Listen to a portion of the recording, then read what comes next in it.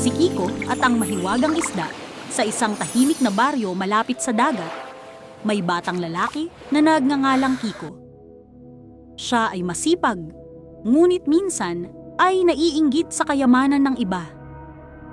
Isang araw, habang nangingisda si Kiko sa dalampasigan, may nahuli siyang kakaibang isda na kumikislap sa ilalim ng araw.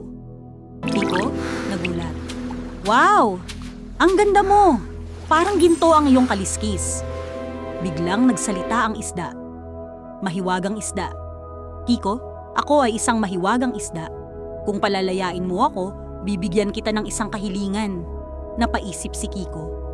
Naalala niya ang kanilang simpleng buhay. Kiko, nag-iisip. Kung hihiling ako, baka yumaman kami agad. Ngunit naalala rin niya ang turo ng kanyang ina. Kiko, mahina. Sabi ni nanay, mas mahalaga ang kabutihan kaysa kayamanan.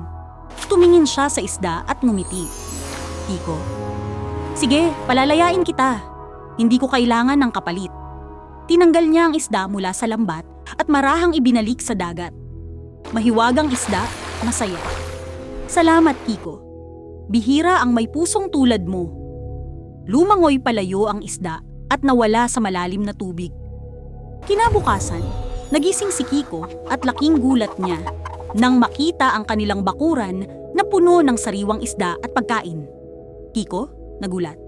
Nanay, tingnan mo! Ang daming biyaya! Lumabas ang kanyang ina. Nanay, anak, saan nanggaling ang mga ito? Ikinuwento ni Kiko ang nangyari. Nanigiging nanay, nakangiti. Kiko, ang kabutihan ay laging may kapalit na biyaya kahit hindi mo ito hinihingi. Mula noon, hindi na muling naghangad ng yaman si Kiko.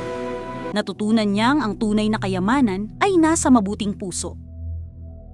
Aral ng kwento. Ang kabutihang ginawa ng walang kapalit ay babalik sa iyo sa paraang hindi mo inaasahan. Ang tunay na kayamanan ay nasa kabutihan ng puso. Para updated ka sa mga istorya na aming ilalabas, huwag kalimutan ang subscribe. Maraming salamat.